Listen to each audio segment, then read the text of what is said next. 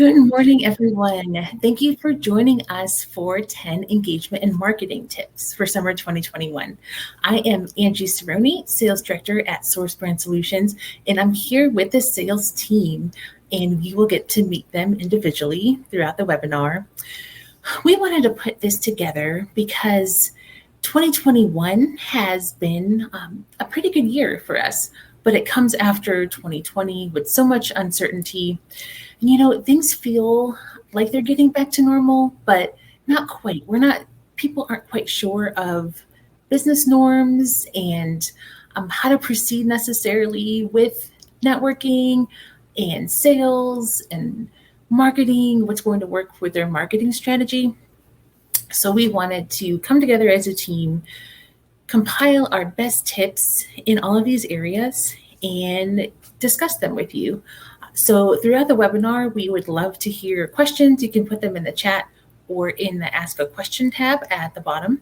We also have a fun poll for you, and it is, what are you most looking forward to this summer? So we'd love to hear from you on that. And again, thanks for joining us. Summer is upon us, and we want you to feel confident in your strategy. We want you to be able to ramp up with your sales this summer instead of feeling like it's slowing down, and we want you to win against your competitors. So let's get started. First, we have engagement.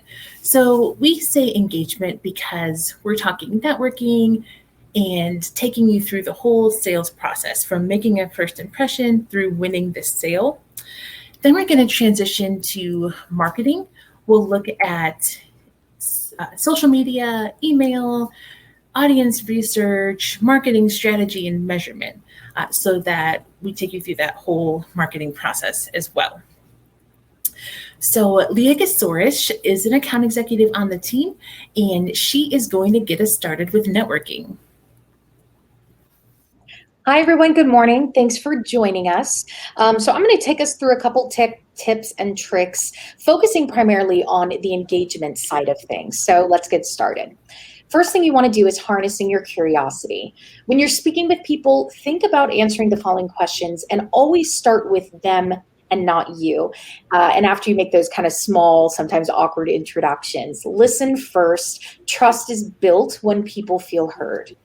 I ask myself what's called the 6 whats. What motivates this person? What's important to them? What energizes them? What do they love to talk about? What shuts them down or maybe closes them off? And then what do they value?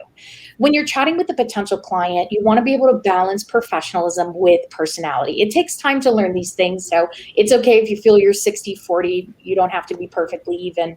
You want to lead with empathy, but have a couple of laughs before you're switching gears and you're going right into business, if the setting, of course, is appropriate. You also want to be mindful of their communication style. You don't want to fall into a rhythm with every same person. And by understanding how they communicate will help you better convey ideas. Once you make that connection, do some research immediately after on the potential client or the employer. Look at their website and social media accounts, add them on LinkedIn, find them on Twitter, so that this way when you meet with them again, you're already familiar. Can you go back, Angie? I'm sorry about that. Can you go back to the previous slide? Thank you. Let's talk about body language. So I looked up a study done by Holler and Beatty.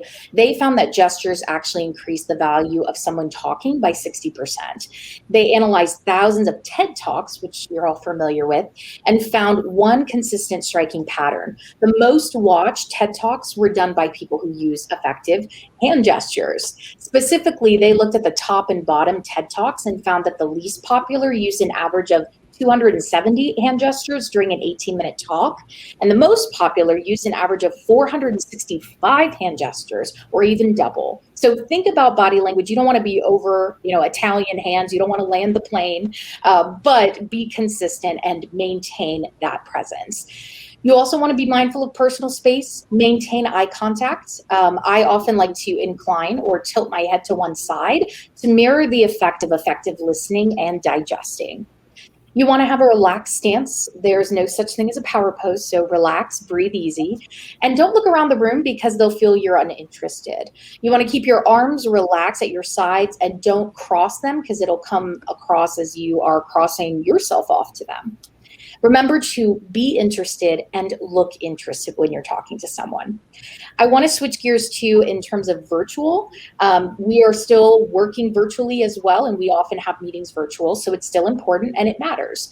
When you're greeting someone, you actually want to look into the webcam directly to greet them. That's a good start sign. Have the green, have that green light. Look at that. Have great lighting behind you, and position yourself in front of light rather than behind. Natural light works better. You can get a clip ring light from Amazon. You also want to wear complementary colors as well. So grab a mirror and try it. It may feel strange at first, but you'll be able to pose and have that confidence when you're first meeting virtually. Next, you want to be a resource. Can I help you? Or how can I help you with that? By asking this question is one of the most effective ways to build long-lasting connections. Once you help someone, you instantly become more likable because you've relieved some of their stress and perhaps you've added some value into their life or their business. Just like showing your appreciation, offering help is a strategy that will earn you a positive reputation because you are focusing on other people and not yourself. And who knows, the next time they may reach for your business card out of their purse or suitcase or whatever the next time they need a problem solved. And then finally, you want to immerse yourself in the community or the line of work that you serve, aka just get involved. Try making a small daily effort to be seen or recognized in your community or line of work.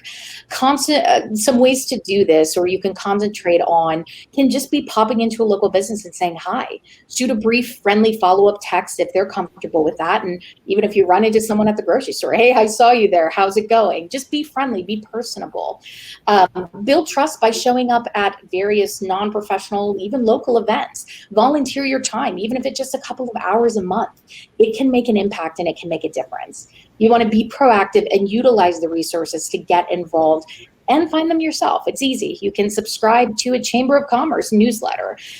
Look at local business clubs. Use your resources. You can even search on Eventbrite or LinkedIn to find specific topics you may be interested in. So let's move to the next slide and let's talk about that first impression as we continue on in engagement tips. This one is a no-brainer, but you want to be able to do your research not only on the company level, but on the individual level. So for the company level, I like to start with a simple Google search, find out everything you can about the company itself, and look at their core values or their about us or why we do what we do. Go to the contact page and look for a marketing and communications representative, a VP of sales, coordinator of sales, engagement specialist. Those are the signs of the people you should be looking for. And always put a face to a name. It will help you. On a personal level, I like to go to LinkedIn to get a feel for what the person likes, what they post about, what they're commenting on. You can go to social media too, like Facebook or Instagram, but I recommend starting with LinkedIn first. If you have a little background on the person already, try to tie in similarities so you can start off your meeting organically and make a connection. The next thing is reaching out to colleagues and coworkers. Check in with them. They're there to support you. Rely on that system because they could help give you insight, especially if a coworker or a colleague has met with said client and they've had a certain experience, good, bad, or ugly. It will help set your expectations so that there's no surprises. Then you want to send an agenda or any case study material beforehand. So we always like to send a follow-up email once a meeting gets scheduled. Once the client confirms, we want to remind them that, hey, in order to be prepared, we want you to be able to prepare, give them some homework, XYZ, to help us better design a strategy that gets you results. Set those expectations. If the meeting is like 2 weeks from now, send a reminder at least 1 to 2 days to avoid miscommunication. And of course, always send a thank you email immediately after and confirm any next steps, such as, hey, just a reminder, I'm going to get this proposal out to you, or here's that case study that you requested after we met. Then finally, just with my lasting impression for engagement tips is on this next slide, Meetings are great, but meetings with the right timing are much better. So I have an example email that you can look up, or you can pause once we send this recording, just to get an idea of conversations and why they can be important to help you before that first meeting even happens. If you greet the prospect with energy and enthusiasm, you're asking relevant questions that tie back to your product or service's value, you will earn even more conversations in the future. These conversations will get you to the right buying group at the right time. People will not give you your time unless you earn it. So even before you get into that first meeting, that discovery meeting, you need to earn the prospect's time by making every point of content hyper relevant. So one way in this example is to find a relevant social post, article, or a news item. I have in my example here, oh, I saw, you're on Richland Source, and engage with that.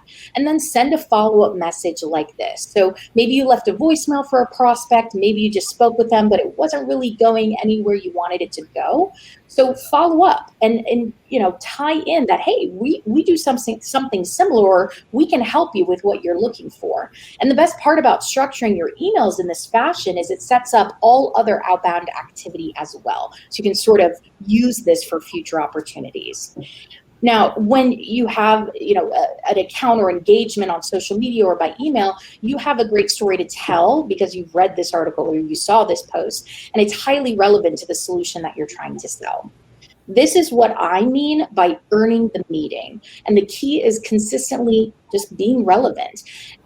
Persistence can't save you alone, and neither can personalization. You have to be able to use them together. That's how you earn a meeting.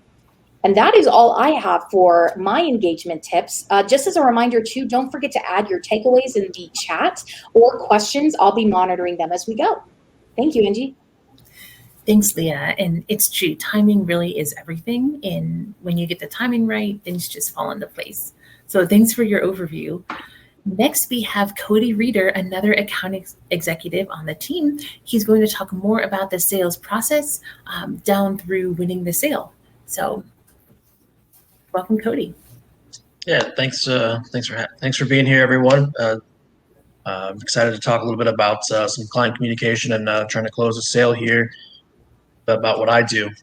So we'll start with kind of going back to what Leah talked about a little bit too. We got to build repertoire with our customers, but we also have to get down to business. So it's important to build that relationship with the customer. When you first get there, don't jump right into this is what we're here to talk about. Get to know them a little bit, but make sure that at some point you don't spend too much time doing that and you talk about what you went there to talk about. I found myself in meetings before talking longer than I probably should have before I got into what I was trying to do. So it's important to remember that we want to build that repertoire, but we also want to talk about what we're there to talk about. The next thing I want to do is I want to find out what this customer's goals are, what they hope to achieve. And that doesn't just mean working with me. I want to know what they want to achieve in their business in general. So, what is your goal in the next 6 months? What's your goal for this business? Maybe it's growing, profit by a certain margin or whatever it might be. And then I want to find out what they want to achieve by working with us as well, and how I can help them achieve, what their goal is, using us and hopefully our strategies to help them get there. We always want to find out what our customer wants to do though too. And it's more than not just with us, but what their business hopes to achieve. And then what we also want to do as we're talking, once we find out what those goals are, we want to make sure we're setting realistic expectations on what is achievable. So we want to make sure we manage our expectations with our customers. If a customer's saying to you, yeah, if I work with you, I expect my sales to go up 80% in the next 2 quarters, and that's not the way it works, you want to make sure you tell them that's not really what the goal is. In our business, people, our goal is to make brand awareness. It's to build the awareness of that brand, not necessarily to get clicks or to get people in the store. We hope that happens, but I can't guarantee that's going to happen. So if a customer's expectations are, if I work with you, I want this to happen, and I know it can't be done, I have to be prepared to walk away from a deal if those expectations can't be managed, because down the road, it's going to come back to haunt me if they had an expectation that I can't meet. Once you've had a meeting and you've talked, and you've come to an agreement on what you are going to, what you want to do. You want to agree to a proposal, and then you want to agree to a time to discuss that proposal. So you want to, you say, okay, we'll get a proposal to you. I'll go home and I'll work on it. I'll have it done by Thursday. I'll send it to you Thursday. Why don't we talk Friday at noon and kind of go over the details? I can answer any questions, make sure that, everything's good to go. It's another chance to help you close that deal, to further explain why and how you can help that customer. So it's just always great to have a follow-up conversation on anything you're doing. So next we're going to move into more of closing the sale as opposed to client communication. And the first thing we're going to talk about is we all need to know our product's worth. So we all have a product that we sell or a service, and we know what that value is. And we want to make sure that we remember that value and that we're not cheapening it by giving it away or offering steep discounts. Too often, people are so anxious to get a sale or so anxious, to have someone using their product, they'll give it away, or they'll say, if you work with me, I'll give you this and this and this. And the next thing you know, you've cheapened your product to where the value is more than what you're getting out of it. And we want to make sure that we aren't doing that. We want to make sure we're getting full value for what we're providing. Now, that doesn't mean that we can't make a concession or offer a discount or something free. What we want to try to do in that situation is get something back of equal value. So what we mean by that is you need to determine if a customer says, okay, I need, so-and-so is going to give me this. Can I get it at a 10% discount? You might want to do that, but you need to figure out what can that customer offer you that equals that 10%. For an example, for me is I recently had a conversation. I did a sale with somebody. They were running an advertising flight with us. Normally there's a $50 creative fee to design the creative for the ad. However, they already had a logo done, so all I had to do was just literally have our team put it onto a background. As opposed to charging them for that $50, when they asked if we could discount it, I asked for an introduction into someone they knew that I'd been trying to reach out to, and that turned into a $1,000 deal. So that $50 giveaway was well worth the value I got back in it. So we just need to figure out what it is they're asking for and what it is you want return. And if that makes sense and it's an equal value to you, then that's the time to give them the discount that they're looking for. And next, we want to make sure we have a realistic timeline. So it's important to know that if someone's calling you and saying, hey, I need this, and for example, for us, we know it takes 5 to 7 business days at a minimum for our team to be able to put an advertising flight together. If someone calls me today and says, hey, I have an ad I want to up and running tomorrow, I have to make sure they know that's not possible. It's not a physical possibility for my team to be able to do. Same for you. Maybe you are selling a software product and you know that it's going to take 3 months for your team to get whatever it is up and running, and they're asking for it in 2 or 3 weeks. You know it's not possible. Don't put yourself in a bad situation by making that deal knowing you can't deliver on it. And then we also want to make sure that once we've agreed to a proposal and we've told them we're going to give it to them on a Thursday, we want to make sure that we get that proposal to them on a Thursday. We don't want a customer to be sitting around waiting, or we don't want to show them that we're not dependable by saying you'll have it Thursday and then not delivering it until Friday or Monday. That tells the customer that they can't depend on us to deliver proposal on time. They also probably can't depend on us to deliver the product or service on time. Going on, we're going to talk about, we have all been there, I think. We want to be aware of the one last thing. Everyone's been there, I think, with a customer where you've agreed to a proposal, it's on the paper, we're getting ready to sign, and the customer says to you, oh, I just need one last thing. And you're thinking, all right, here we go.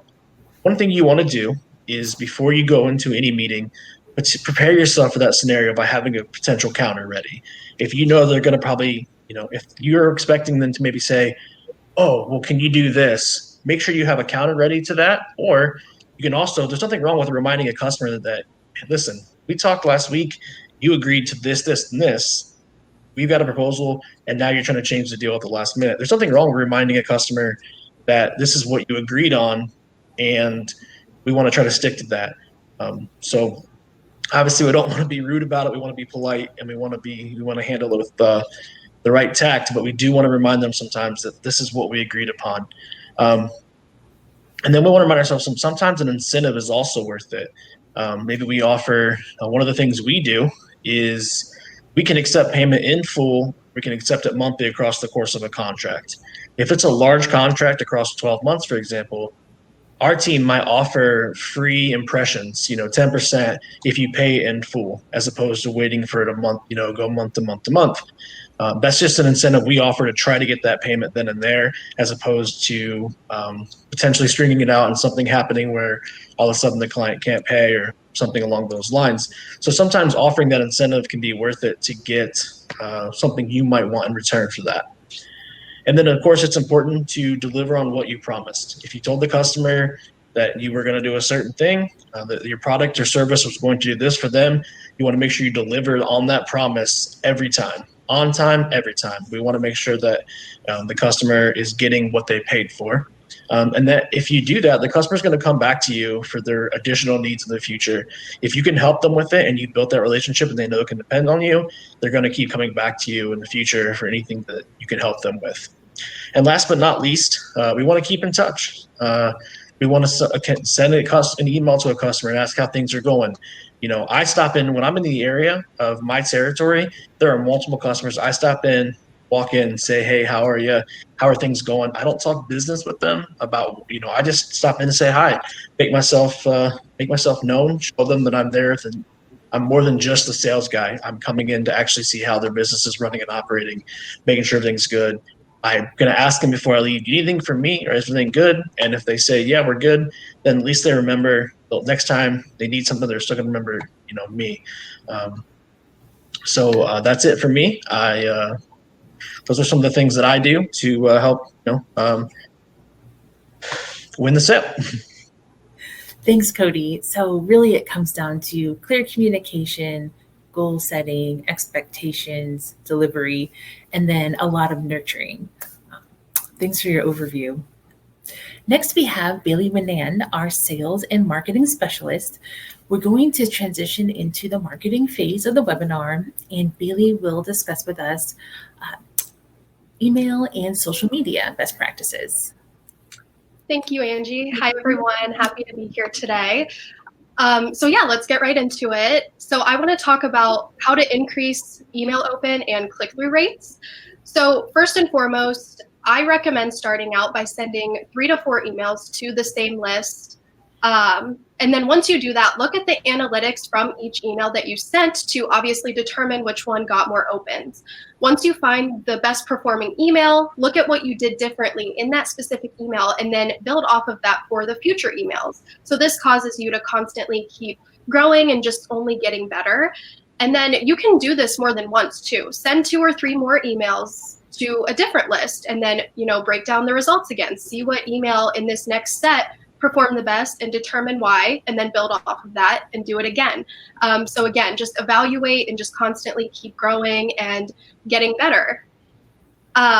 Next, use subject A/B testing, subject line A/B testing. Subject lines, they can honestly make or break whether or not someone opens your email. So using A/B testing to determine which type of subject attracts the most attention from your audience is the key.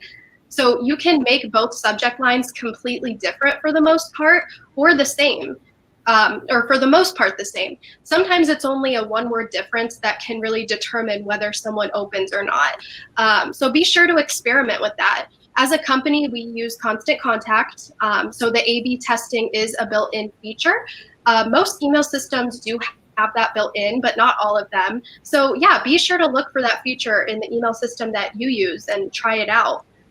And then lastly, add an incentive. It's always good to add some kind of incentive, whether that's a specific industry insight that could be useful for the specific audience that you're targeting, or a discount on a product that you sell. Incentives bring clicks, so be sure to give the audience some kind of benefit from opening and reading your email. And then next, I'm going to talk about creating a social media calendar.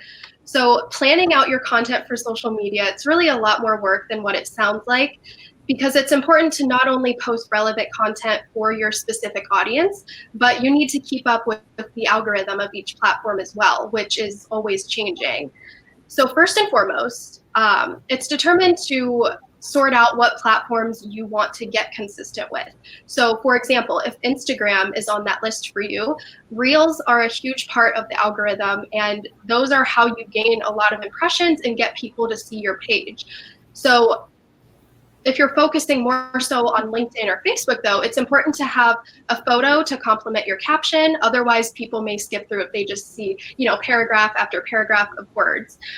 So do your research on the platforms that you'd like to start posting on and determine whether it's a video, an aesthetic photo, or just simply the caption that will increase the attention to your brand. And actually, according to a Hootsuite article that I read about the Instagram algorithm for 2021, they said that posting a really good reel is actually certainly likely to expose your account to new eyes and earn you better engagement. So it's never a bad thing to play around with and utilize the features that platforms implement, and I actually highly recommend doing so. And then next, once you know the algorithm, you can determine what kind of content you want to put out there. So ask yourself what you want to put out there. Is it industry insights? Is it behind the scenes content, showcasing your brand? Maybe you want to do all three. Just sit and kind of brainstorm and determine what message you want to get across to your audience.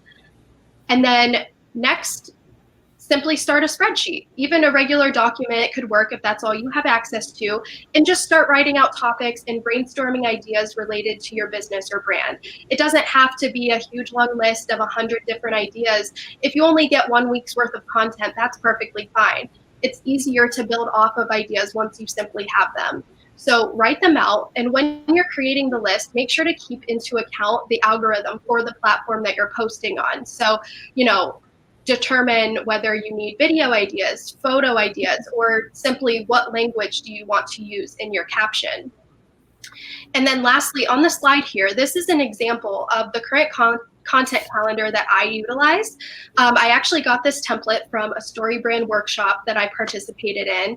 But as you can see at the top of the calendar there, I have the calendar week, and then in the shaded boxes, those are a few prompts. The second half of the calendar is not pictured in the slide, but I have these specific prompts for Instagram, Facebook, and LinkedIn listed out as well. So whether it's a graph view like this example or just a simple list, be sure to format it in whatever way works best for you and your organization. And I think that's all I have for social and email.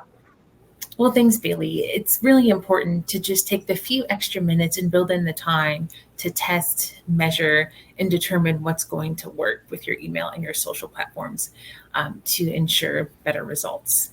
Thanks for your overview. I'm going to jump in now with audience segments. So in this time of regrouping as an organization or ramping up, we think it's important to understand your audience at a deeper level. Of course, you know your customers, you build their trust, you've gotten to know their needs and expectations and delivered on that. But how do you keep understanding them and what they want? And if you have already sold a product or service, how can you upsell and continue to keep them satisfied? So we recommend first starting with your website analytics. Google Analytics are the most popular. It's easy to install and start to analyze. We have a Google Analytics guide we will send in an email along with the slides today in the replay. And we recommend this because the Google Analytics can show you your website visitors and their geolocation. It'll show you what kinds of things they're searching for, and then even what they are getting ready to buy, what kind of product categories they're getting ready to buy. And same with your social data. If you look at all of your social platforms, Facebook especially, Instagram, but each platform will show you the demographics and a lot of psychographics of what your followers and subscribers are interested in, their background, and it'll give you insights into who they are. So we think that's the first piece of the puzzle, is to look at your analytics. And we look at them about monthly. We take a close look and analyze where our site traffic's coming from, who our visitors are, and we adjust as necessary to reach them better, more effectively. The second piece of the puzzle is actually doing some client research. And research is sometimes a turnoff term for people, but we think it's essential for small businesses to build in a rhythm and cadence to one option is conduct surveys. And with the survey tools out there, there are free tools like Google Forms to use. We use SurveyMonkey, and then there's other popular platforms such as Typeform. All of these give you templates to use to understand your audience and their satisfaction with your company. You could test a new logo, a new tagline, a product line. Surveys give you so much potential to understand a segment of your audience and what they want and how they feel, what their behaviors are even. You can predict behavior, and you can spin one out in a couple hours using templates. It doesn't have to be a long, comprehensive process. And with these survey platforms, they also do the analysis for you. So you don't have to be a statistical wizard. You can simply, pull in all of the data points into graphs to better understand your audience and have that available for your team as well. Focus groups can also be a good idea. You can pull together segments of your ideal audience, people of different age, background, interests, different products that they've purchased, bring them together for a conversation on satisfaction, new branding, whatever you need to know from them, how you can serve them better. We recommend a 1-2 step of sending a survey, asking people to opt into a focus group, and then going from there. With a focus group, it's a great idea to offer an incentive like a gift card for their time to ensure better opt-in rates.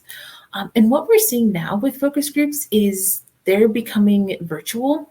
This saves a lot of time, and it saves people from gathering at a location, and a lot of times companies would provide snacks and refreshments. If you do it online, you can save time for everyone and even have a more focused conversation where you don't have to gather and get to know you. You can jump right in with, we recommend 3 to 4 questions at most over an hour to an hour and a half. And we recommend calling on people, going through each person on your screen and giving them a chance to answer, and even sending the questions in advance so they have a chance to think about them. But then what'll happen is people will build off each other's answers, and it'll trigger another insight. If people talk about their behaviors and preferences with your brand, then the next person will be able to build on that. So that's the beauty of a focus group, is hearing individual insights and preferences, but also having a group build on one another's thoughts. And then the third is an interview. This is nice because you can put together, 3 to 5 questions, call your clients in different segments, schedule an interview at their convenience, and go through the questions. It's always best to ask open-ended questions and be prepared to even go into follow-up questions. You can record them and review them later, transcribe them, but then you'll be able to see insights and themes that emerge regarding your company that are really valuable when you're moving forward with a certain business plan.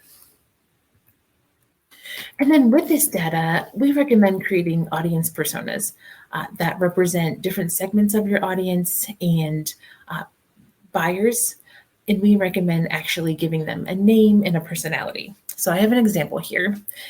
So this is for a furniture store that's brick and mortar, and they're trying to compete with the flat box stores, the big box stores, because they want to expand, but they know that they're not as convenient as some stores. So right here we have Claire, and first we're going to understand her demographics. So we want to know her age, her gender, education level. So we know that she has a bachelor's degree. She's in her mid-30s. She's a woman. She's divorced. She has 2 children. She works full-time, and her income level is around $60,000. She lives in Delaware.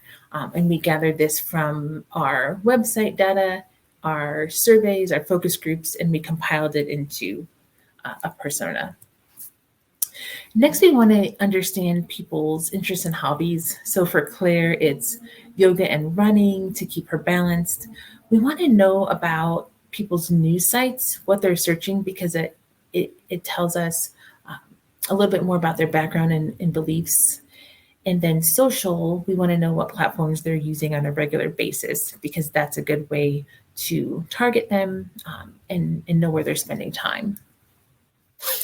Next, we want to look at our persona's beliefs and aspirations in relation to our brand. So she prefers online shopping, especially in the past year. This became more crucial in her life. She also wants to buy products that will last, which is great because Platinum Furniture is known for its quality over its quickness and being able to get it right out. It's quality, well-built furniture. And then we want to know her aspirations. She wants her children to be happy and well-balanced. So that's a big focus for her. And she has aspirations that she wants to get to eventually with writing a book. So we want to appeal to that. Like, this furniture can help you have a family life that you've always dreamed of. It's going to be a place where you gather as a family. And because of this furniture, you'll be able to focus on your goals. So we want to be able to make claims that appeal to her beliefs. And then problems and objections, we want to know what she might object to with our products. So free shipping and returns are important to her. That's something that is available at competitor stores that Platinum Furniture needs to think about implementing. And the cost. So she wants quality, but she wants it to be affordable too. So we have to find that mid-range product line that's going to hold up but be affordable. And with the audience segments, this helps us then build a content strategy across multiple channels. So here's an example with a local eye practice in North Central Ohio. So we have a sponsored content placement with messaging that reinforces the persona. And then we have complementary website messaging that carries over into advertising and even outdoor. So multiple channels. We want to make sure each campaign is consistent, appealing, and that is going to answer the question of how your brand solves your customers' problems. So next, I am going to introduce Audrey Longstreth, our marketing strategist, to talk with you about marketing strategy.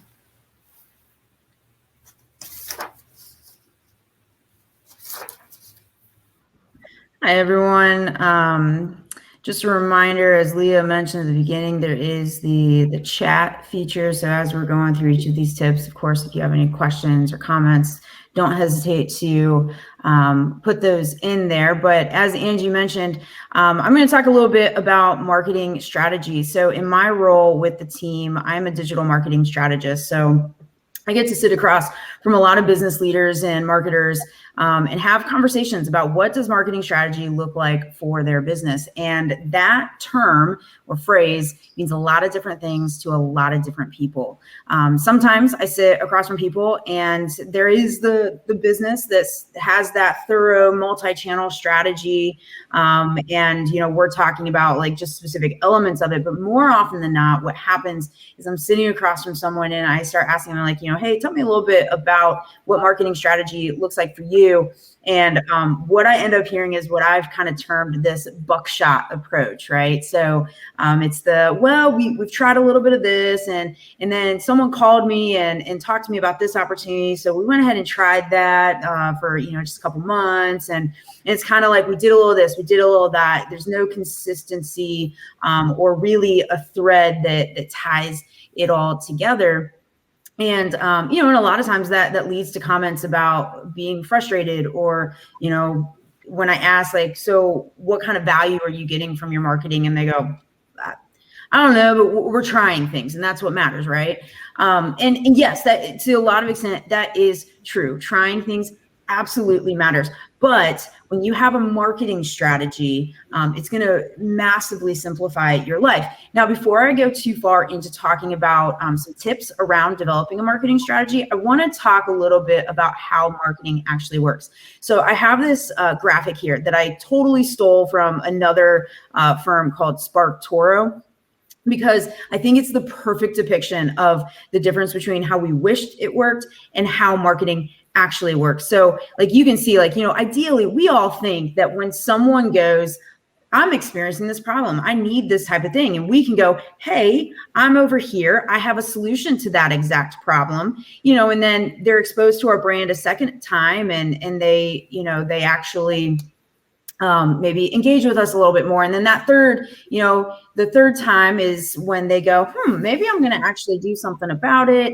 And then they actually purchase. Like, we want it to be the simple 1 to 4, maximum 5-step process of having to actually engage customers, for them to understand who we are, what our product is, how we help them, and for them to purchase. But in reality, they get exposed to your brand. And now brand exposure can mean a lot of things, right? It can mean that they saw a post on social media. It can mean they saw a billboard. It can mean they saw an ad on their Facebook page, or, stuff like that. So brand exposure just means in some capacity, they were exposed to your brand, either digitally, through traditional advertising, or even exposed to your brand in the sense of they met someone from your company, or they, they met you at a networking event, they actually visited your store, different things like that. It takes, on average, they're saying brand exposures 1 through 16, they're kind of like, oh, cool, that's fun. And, and you're over here like, yeah, like, let's do something, right? And then they maybe become aware of their product and go, man, I've got this problem. Like, it'd be really nice if someone could help me solve it. And you're over here going like, what do you think I've been trying to communicate to you for the last, 16 times? And you think, okay, now we're at the point where they're going to purchase, but we're not. It's going to take a bunch more brand exposures for them to actually go, oh, you solved that problem that I have. Maybe I'll purchase from you, right? So it takes a lot of brand exposure to bring someone from being aware of who you are to when they actually purchase. And that can be incredibly frustrating for a lot of businesses. Angie, if you can go ahead and go to that next slide. So what I want to talk about is some tips around honing that marketing strategy, because the marketing strategy will not only increase your effectiveness, because you're going to be able to have that thread that ties all your efforts together, but it will vastly simplify your life, because what it's going to do is give you a path that you can follow. It gives you a litmus test of sorts. So if someone calls you and says, hey, I've got this opportunity, do you want to participate in it? You're able to look at what your marketing strategy is and go, does this fit where I'm going or not? That gives you a guiding principle of, should I say yes to this opportunity or not? So our tips, the first one, it doesn't have to be complex. It just has to be intentional, right? So I talked about there, companies that have really thorough and elaborate marketing strategies. That's awesome when you can have multi-channel strategies and, you have a lot of different things going. But if you have never implemented a marketing strategy before, do not think that you have to start with 10 different channels. Start with one. Think about where are your people at? So this actually goes into the second tip of consider your audience and where they spend their time or receive their information. This ties a lot to like what Angie was just speaking about. So think about, okay, if I'm going to choose one channel, who's my audience? Who am I trying to connect with? And where do they spend their time? If your audience is on Facebook, don't spend your time doing a bunch of stuff on LinkedIn. focus all your marketing strategy maybe on Facebook or vice versa. Whatever that channel looks like for your relevant audience, lean into that. Start there. And then once you feel confident in that channel and you've optimized that well, then maybe look at adding more elements and more strategies there. The third tip is define an overall goal and then smaller bite-sized objectives. So if our whole purpose is we're building a plan, we're building a path we can follow, let's talk about what is at the end of that path. So have a goal. Don't go in blind. And then give a specific time frame, right? What do you want to happen by this date or over this many months? Make sure it's realistic. Make sure it's achievable, and make sure it's measurable so that have I reached my goal? Have I reached that end vision or not, right? So think about if you're familiar with like SMART goals, very similar to that. Then now that we know where we're going, start thinking about, okay, if this is my end path, what are the steps I need to take in order to get there? That's where you come up with your smaller objectives. So, okay, if my end path is this, well, then maybe I need to develop a habit of posting on my social media thread a minimum of 3 times a week. And that is a smaller objective. And that's measurable, right? You can easily say, like, did I post 3 times a week? Did I not? And so you break it down into these smaller objectives that are bite-sized chunks that you are actually able to tackle. The fourth one now is optimizing backwards. So I actually learned this very recently from a podcast that I listened to, and they use the example of a pie stand at like a farmer's market. So instead of going back to don't try to do it all at once. When you think about what's the first thing I can do to improve my marketing, think about your point of sale and then go one step backwards. So if I'm a pie stand at a farmer's market and I want to think about, okay, how do I sell more pies? Well, step one, I need to get more people to come up to my booth. Okay, how do I do that? Well, maybe I have better signage. Okay, I'm going to optimize that. I'm going to get better signage. And then maybe once that's happened, I think, okay, well, I've got better signage. Maybe now I have someone stand out in the crowd and have some free samples to attract people to my booth, right? So you see how we're kind of working backwards. Now, eventually you're going to max out what that specific channel looks like. And that's when we start talking about adding other channels. I unless any of you do actually own pie stands at a farmer's market, that's great. But most of you probably don't and have your own businesses. So think about what is your point of sale, and then so in order to get more sales, what do I need to do? And work your way backwards. That can also help you as you start thinking about what can a marketing strategy look like for my business.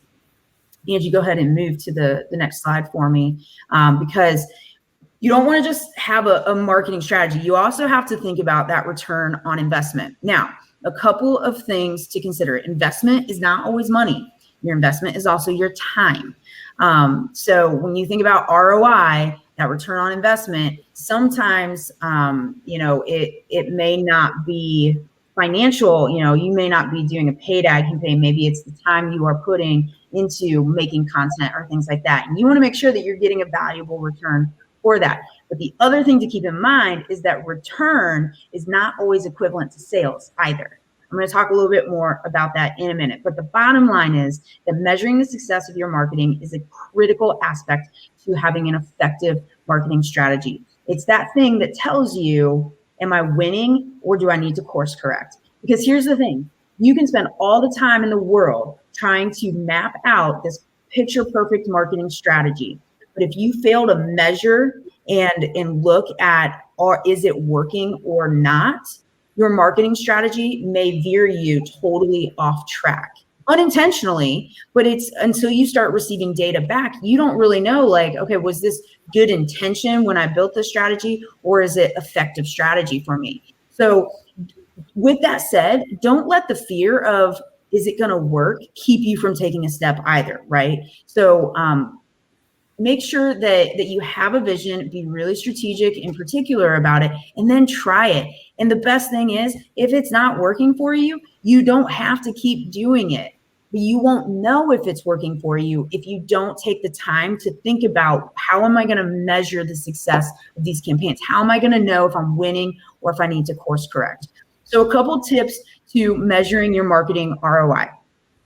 Set a goal and have a KPI, or what's called a key performance indicator for campaigns. Now, you have your marketing strategy, but that's going to be broken down into singular campaigns. So maybe this is a campaign about a new product. Maybe this is a campaign that is for brand awareness, right? So this is where we talk about those, like I talked about on the last slide, you have your goal and then you break it down into objectives. Well, within your objectives, you're going to break it down into smaller bite-sized pieces of specific campaigns that you're running, whether via email or traditional advertising or social, whatever that looks like for you. So I have an example here, right, of what does that look like? So, okay, if our goal is we want to increase our website traffic with over 100,000 visits in the month of July, right? So I know that in order for me to reach my overall marketing strategy goal of increasing my online sales, I need to increase my web traffic. So that's my objective. So my goal for my campaign is I'm going to increase my web traffic by with 100,000 visits in a specific month. You see how we're starting broad and we're getting more granular. The KPI that I'm going to use to figure out did I hit my mark is how many unique website visits did I have in July. That's going to tell me, did I win or did my campaign not work? Did I get close? Was I totally off? Things like that. So make sure you set a goal and have that key performance indicator that will let you know how you did in that campaign. The second thing is consider what other customer actions are valuable to your organization or your overall goal. I just said, right? The return does not always mean transaction. Obviously, that's what we all want. We all want sales, but you got to remember that the sales cycle, that sales funnel, if you've heard of that before, it has several steps that happen, right? There's the brand engagement that steps 1 through like 30 something, typically before someone actually purchases for you. So if you are only focused on the transactional action, you are missing out on all this prep work that has to happen. Now, just because someone doesn't give you money doesn't mean that you're not getting a valuable return from them, because just the same way as when we think about your investment can be both your time and your money, the same is true of your customers. If your customers are giving you time to look at a social post, that is return. If they are giving you an email, that is return. So you want to think about what are other action steps that someone can take that is valuable to you in the appropriate phases of your marketing funnel there. So, we've got the awareness discovery phase. That's where we just, maybe the valuable metric, right, or action that someone gives us is their time. It's to say, I was able to get X amount of impressions. This amount of people, this number of people saw my ad this many times or engaged with my content in this way. But then you also have enlightenment and curiosity. So maybe there it's engagement. It's they liked my page. They gave me an email address. They commented on something that I wrote. That is also valuable return. They're engaging with you. They're curious, and they're going to consider, and then they're eventually going to purchase. So as you think about that return, make sure you're taking into context the whole cycle. And then the last one is be consistent and be patient. This is one of the hardest things to do in marketing because we want the quick win. We want to spend the money and see a massive return on that investment financially right away. But that doesn't always happen. So make sure that you are patient. Make sure you are consistent. Don't give up right away. Remember that marketing is more of a marathon. It's not a sprint. You're going to have those victories. You're going to have some of those quick wins, but by and large, it's going to be more of a marathon that you need to, be committed to for the long haul to really start seeing that return start speeding up and becoming larger and larger financially for you.